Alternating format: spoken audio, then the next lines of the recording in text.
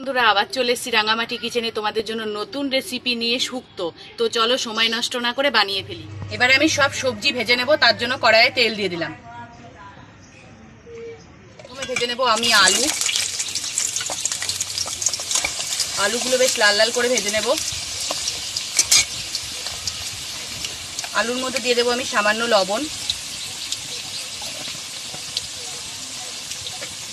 আর দিয়ে দেবো আমি সামান্য হলুদ।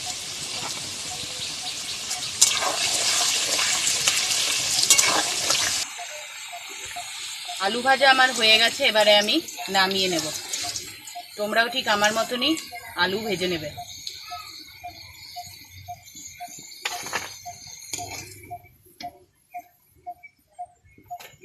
এবারে আমি ভেজে নেব কাঁচকলা। কাঁচকলার মধ্যেও দিয়ে দেবো আমি সামান্য লবণ, আর দিয়ে দেবো আমি সামান্য হলুদ।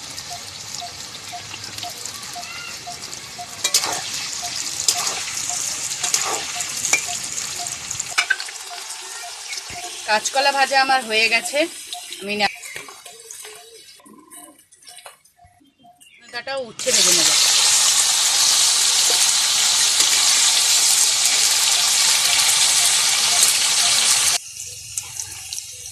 সজনে ডাটা উচ্ছে আমার ভাজা হয়ে গেছে, এবারে আমি নামিয়ে নেব।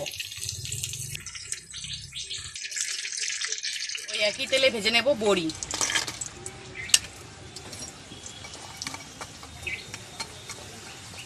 বড়িগুলো বেশ লাল লাল করে ভেজে নেব। বড়ি ভাজা আমার হয়ে গেছে, এবারে আমি নামিয়ে নেব।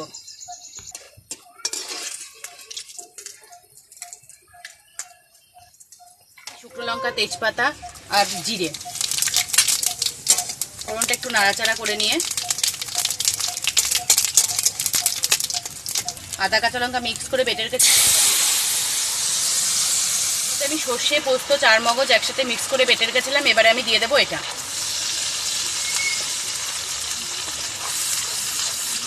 দিয়ে ভালো করে নাড়াচাড়া করে নেব।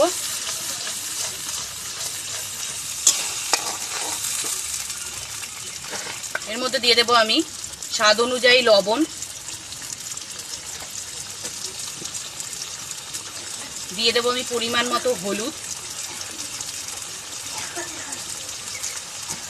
আর দিয়ে দেবো আমি জিরের গুঁড়ো।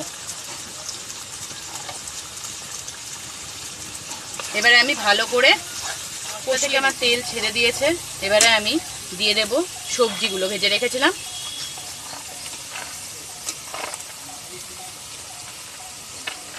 বড়িটা আমি একটু পরে দেব।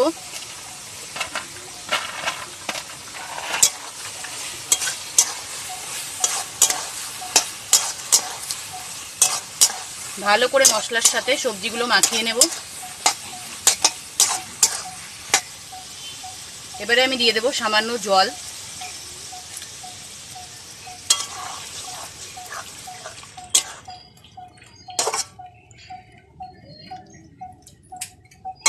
এবারে আমি বড়িগুলো দিয়ে দেব।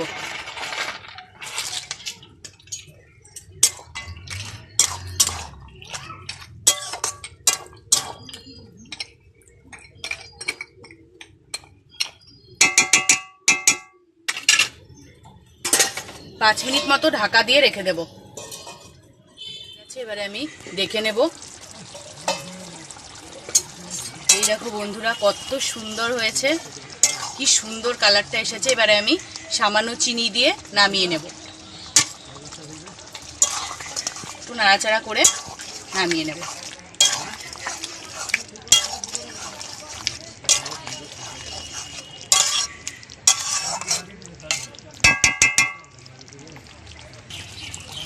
তো আমার পুরোপুরি রেডি, এবারে আমি নামিয়ে নেব।